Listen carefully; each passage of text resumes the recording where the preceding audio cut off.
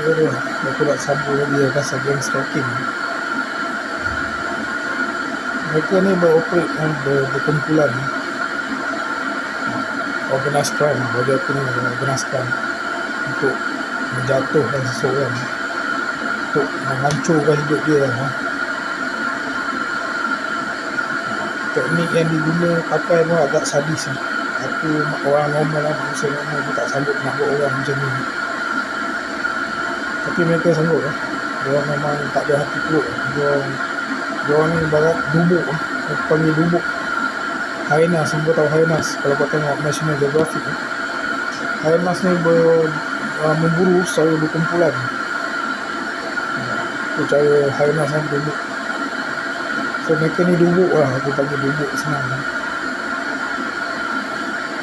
So dubuk-dubuk ni tak ada kerja lain. Kerja dia untuk jatuhkan orang yang dia target. Hari-hari lah.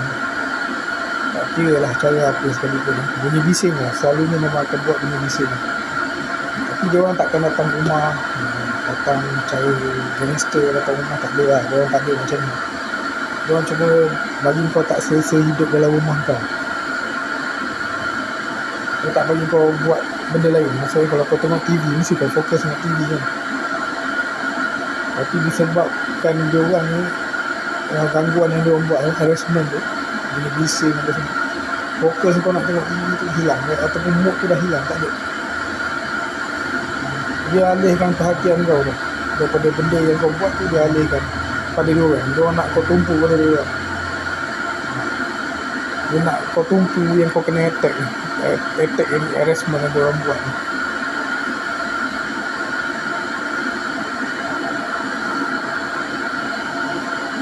Yang stalking tu yang terjadi kat aku tu masih ada lagi.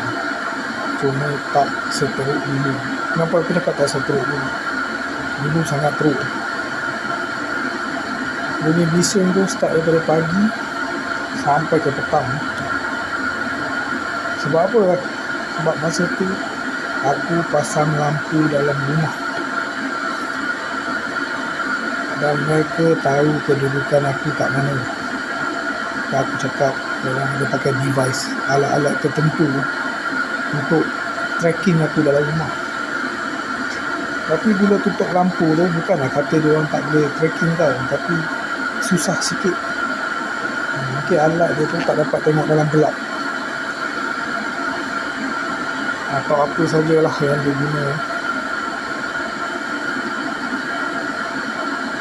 So itu tadi aku cakap pasal aku tengok TV dalam rumah. Biasa kita tengok TV dalam rumah dengan radio dengan muzik kan. Semua orang macam tu kan, dengan muzik, tengok TV. Buat aktiviti kau lah, main komputer ke, main gitar ke. Aku suka main gitar dalam rumah, main gitar elektrik. Tapi tak adalah aku pasang kuat macam orang main konsert. Aku ni tak bodoh. Kadang-kadang aku pakai handphone tu, aku seorang yang dengar. Kau tahu kan gitar elektrik, kalau kau tak cucuk, kalau kau tak buka amp punya volume tu, sound dia takkan keluar. Kau seorang yang dengar tali tu, kau seorang, tak ada siapa pun boleh dengar. Tapi sebabkan gang stalker ni, dia nampak apa yang kau buat dalam rumah dan dengar, so dia attack ni. Dia tak bagi kau buat benda lain. Dia tak bagi kau buat benda lain selain daripada tumpu kepada apa yang mereka buat dengan kau. Attack tu, harassment yang dia buat dengan kau, dia nak kau tumpu fokus dengan benda ni. Kau balas balik ke, kau ambil kayu, kau balik ke, kau pergi maki hama ke, kau naik atas rumah dia ke. Dia nak yang ni. Kalau kau tak ambil tahu pasal dia orang, tak fokus pasal dia orang, dia orang akan cuba buat harassment tu makin kuat, makin kata intense, makin kuat, makin sangat apa, berdebar-debarkan lah. Kalau kau kena bising ni, boleh kena anxiety semua. So hyenas ni dubuk, tak ada kerja lain. dia dibayar untuk mengganggu hidup kau, untuk buat kau stres, okay? Untuk buat kau tak selesa hidup dalam rumah kau. Ini kerja dubuk-dubuk ni, aku tak tahu siapa yang bayar dubuk-dubuk ni, ataupun mereka ni memang orang kata sendirilah, ataupun tak ada unsur-unsur daripada luar, tapi mereka ni dalam kelompok orang, komuniti sendiri